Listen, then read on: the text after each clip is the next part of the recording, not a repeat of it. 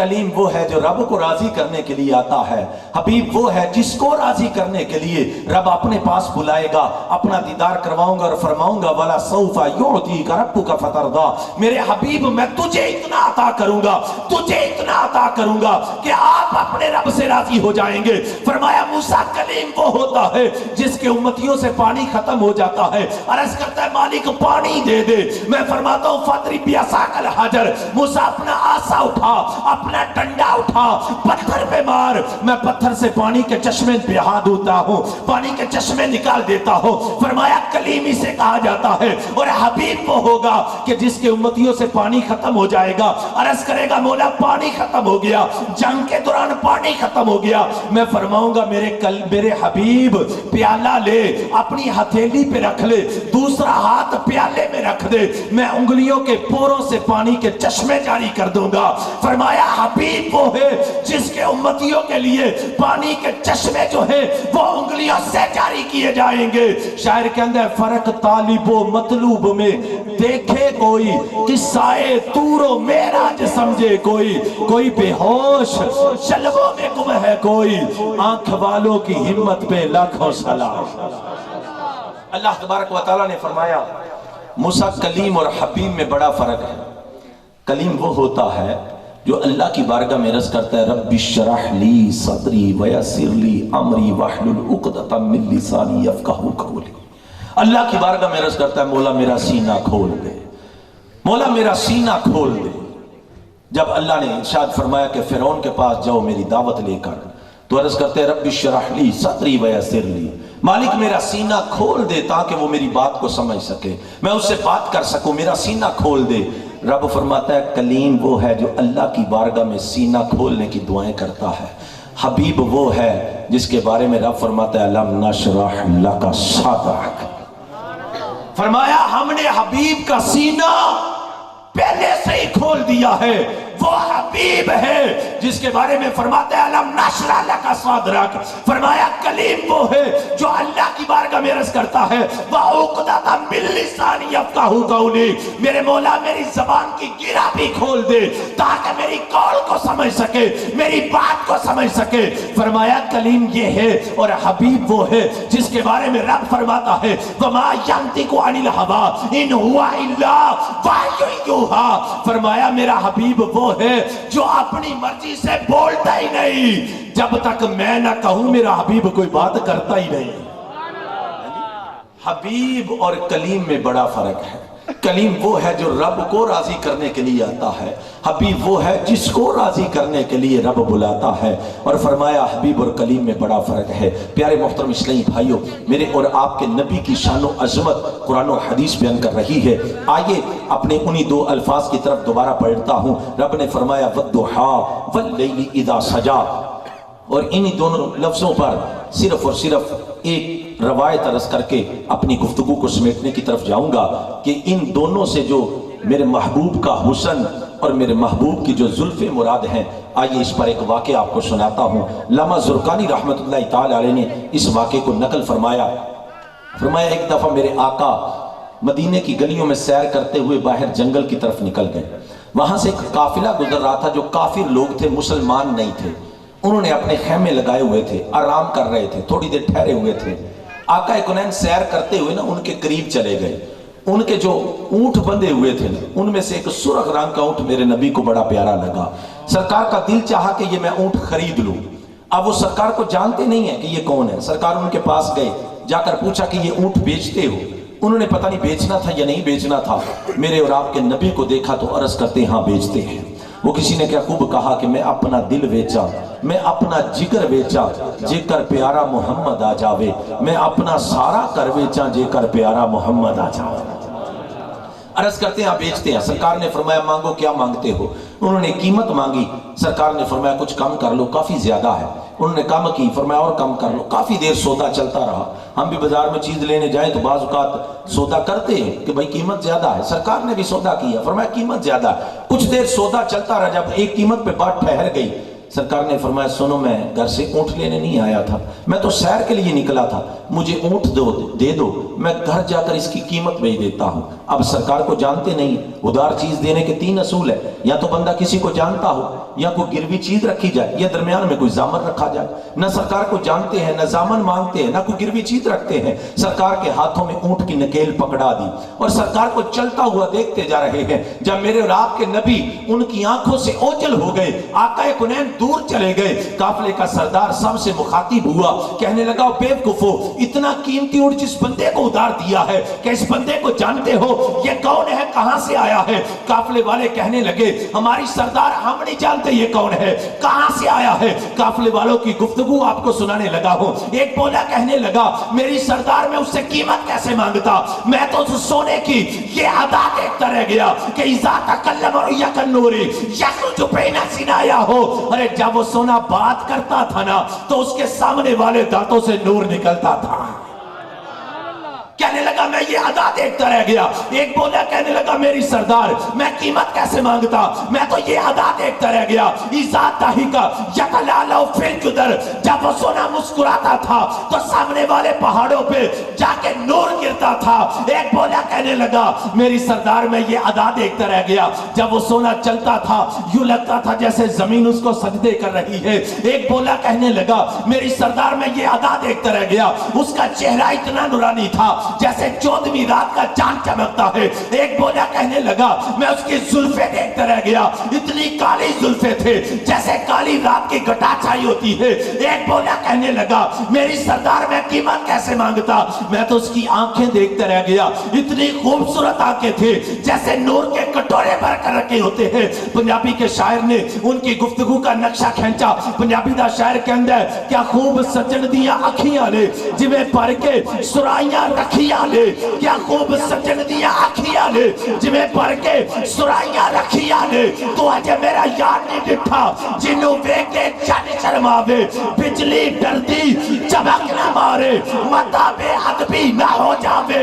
जे ओ सोना निकले सैर करन नो सारा गुलशन शीश नवावे, जे ओ सोना पावे हाथ फुल्ला विच हाथ फुल्ला को बद जावे। नैन नशीले मस्त रसीले वे सोना कजल साहबे, तोबा तोबा हुसन वाहिदा चाल न चली जावे कि ये चाल नजर विच तेरी जेड़ा आवे ओए विक जावे। आज़म एडा सोना माही सानू किधरे नजरी ना आवे। नारे तकबीर, अल्लाहु अकबर, नारे रिसालत, या रसूल अल्लाह, नारे हैदरी, या अली, जश्न ईद मिलादुन नबी जिंदाबाद। सरकार की आमद मरहबा, दिलदार की आमद मरहबा, हुजूर की आमद मरहबा। सरकार के हुस्न की बात कर रहे हैं। किसी ने चलने की बात की, किसी ने बोलने की बात की, किसी ने आपकी जुल्फों की बात की, किसी ने चेहरा वद्दुहा की बात की। सारे गुफ्तगू करके चुप हुए ना तो काफिले का सरदार कहने लगा बेवकूफ़ो, लगता है वो हम पे ना अपने हुस्न का जादू चला के माज़ल्लाह है, हुस्न का जादू चला के हमसे कीमती ऊंट छीन के ले गया है। हमें खबर ही नहीं होने दी उसने, हमें पता ही नहीं चला, हम तो उसका हुस्न ही देखते रह गए। जब उसने ये बात की ना तो काफिले के सरदार की बीवी खेमे में बैठी थी, खेमे की ओर से पर्दे को पीछे किया, कहने लगी काफिले वालों खबरदार, अब उस बंदे को जादू करना कहना, आना ज़ामिनतुल लिसामनी जमालिकुम। फरमाया अगर वो बंदा तुम्हें ऊंट की कीमत देने ना आया तो ऊंट की कीमत मुझसे ले लेना। काफिले का सरदार कहने लगा जिसकी जमानत दे रही है उसको जानती है कौन है? कहा मैं नहीं जानती, मैं नहीं जानती कौन है। कहा फिर जमानत किस बात की दे रही है? जमानत तो तब होती है जब बंदा जानता हो। कहा मैं नहीं जानती। कहा जमानत किस बात की? जुमला सुनिएगा, अगर तो मजा आए तो फिर जबान को भी जरा हिला दीजिएगा। औरत कहने लगी कि जमानत इस बात की दे रही हूं कि जब तुम उससे सौदा कर रहे थे ना, जब बातचीत कर रहे थे ना, तो मैंने पर्दा पीछे करके उसका चेहरा देखा है। मेरा दिल ये कहता है कि इतना खूबसूरत चेहरा रखने वाला कभी झूठ नहीं बोल सकता, इतना नूरानी चेहरा रखने वाला कभी झूठ नहीं बोल सकता। ताजदारे गोरडा पीर मेर अली शाह से पूछा कि जनाब आपने भी चेहरा देखा है, आप क्या कहते हैं? तो आप फरमाते हैं मुख चंद बदर शाशानिये मथे चमक दी लाख नूरानिये काली जुल्फ दे आंख मस्तानिये महमूर रखे इन मत बरिया इस सूरत लो में جان آکھا جان آکھا کے جانے جہان آکھا سچ آکھا تے رب دی میں شان آکھا اس شان تو شانہ سب بنیا سبحان اللہ سبحان اللہ ما اجملکا ما احسنکا ما اکملکا او کتھے میرے علی کتھے تیری ثنا مشتاق یقی کتھے جا اڑیا سرکار کے حسن کی بات کی جا رہی ہے کسی نے کچھ بات کی کسی نے کچھ بات کی ابھی بات ختم ہی ہوئی تھی سرکار کا صحابی کھجوروں کے 2 ٹوکرے لے کر آ گیا فرمایا میرے نبی نے اونٹ تم سے خریدا ہے کہا ہاں ہم سے خریدا ہے فرمایا آقا نے کھجوروں کا 1 ٹوکرا بھیجا ہے ایک کو بیچ کر اپنی قیمت پوری کر لو اور ایک تمہاری مہمان نوازی کے لیے بھیجا ہے ایک تمہاری مہمان نوازی کے لیے بھیجا ہے حسن و ادا کے تو پہلے ہی قیدی ہو چکے تھے اوپر سے یہ مہمان نوازی کہنے لگے یہ سب کچھ بعد میں ہوگا پہلے یہ بتاؤ وہ سونا رہتا کہاں اس کا ڈیرا کہاں صحابی رسول کہنے لگے یہی کھجوروں کا شہر جس کو تم پہلے یسرف کہتے تھے آج کل مدینے کے نام سے یاد کیا جاتا ہے یہیں پر میرے سونے کا ڈیرا ہے شہر کہندہ ہے متھا چاکدہ جلوہ ذات ربی میں تے ویکھیا نال یقین قاضی متھا چاکدہ جلوہ ذات ربی میں تے ویکھیا نال یقین قاضی رخ یاردہ صفا قرآن دائے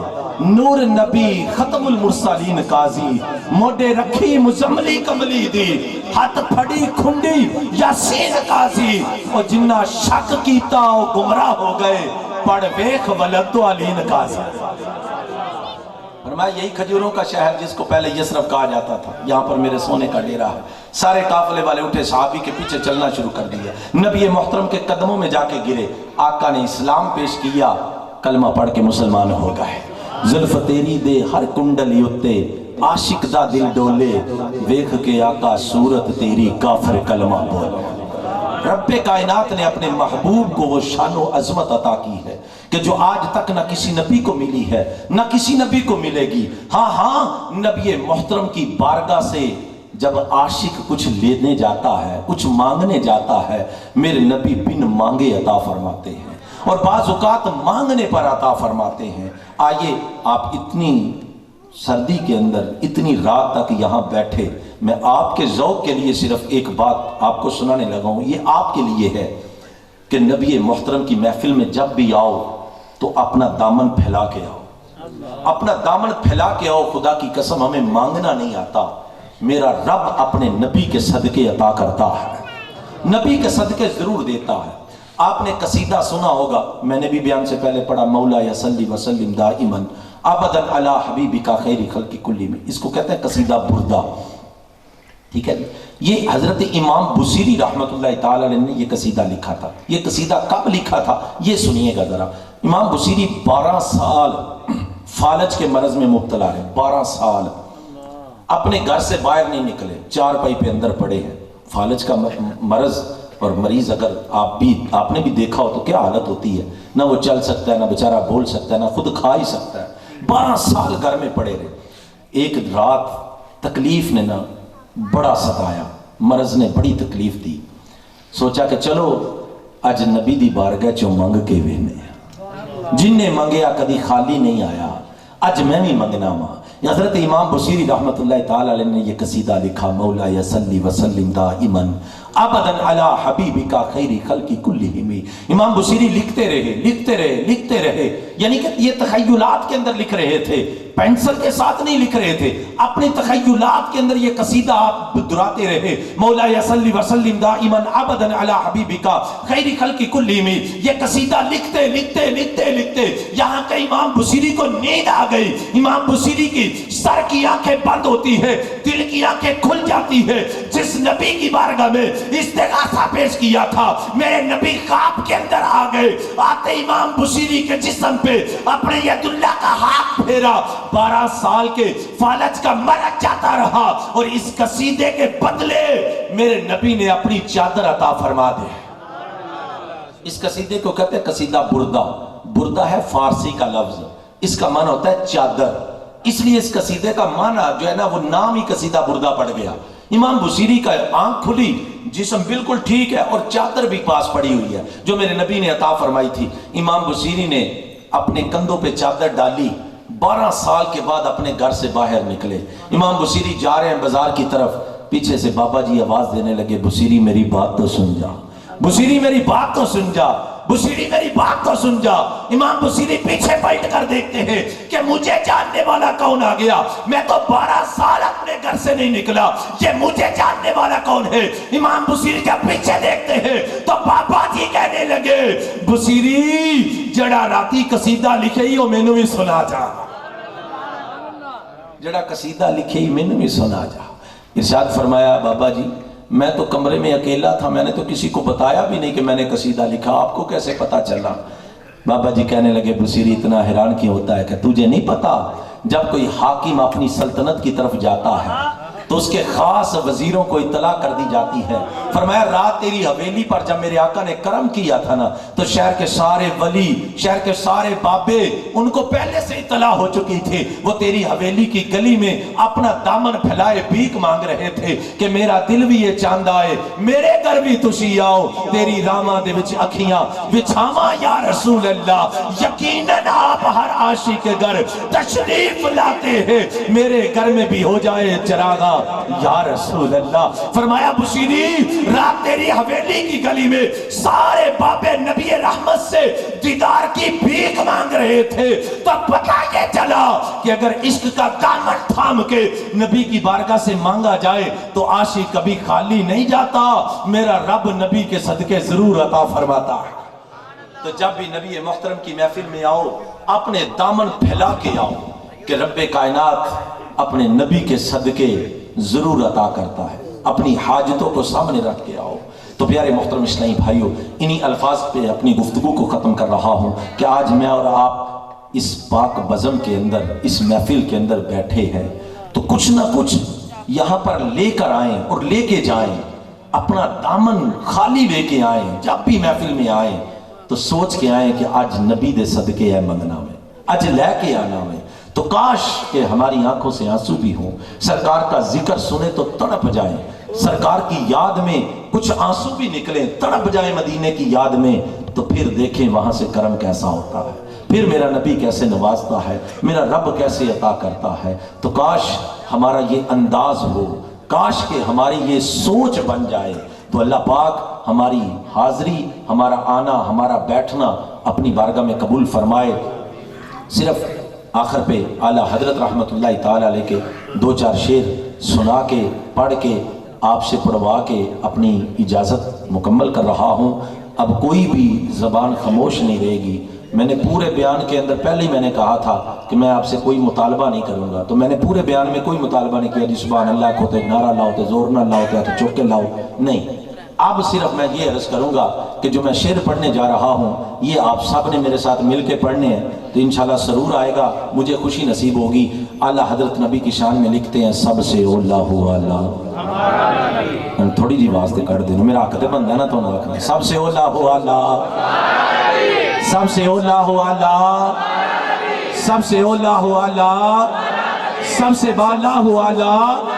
کرنوں بدلی رسولوں کی ہوتی رہی، چاند بدلی سے نکلا ہمارا نبی. خلق سے اولیاء، اولیاء سے رسول اور رسولوں سے آلہ. غمزدوں کو رضا مجددی دیتے ہیں، بے کسوں کا سہارا ہمارا نبی.